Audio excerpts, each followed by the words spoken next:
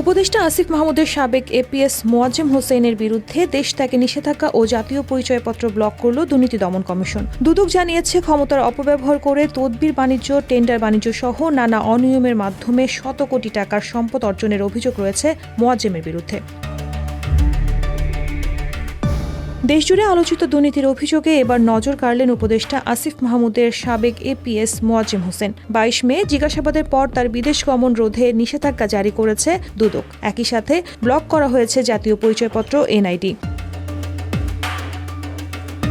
দুদক জানায়, আরও যাচাই বাছাই ও তদন্তের স্বার্থে এই সিদ্ধান্ত। সম্প্রতি গণমাধ্যমে নানা দুর্নীতির অভিযোগ প্রকাশিত হলে উপদেষ্টা আসিফ মাহমুদ তাকে তার এপিএস পদ থেকে অব্যাহতি দেন।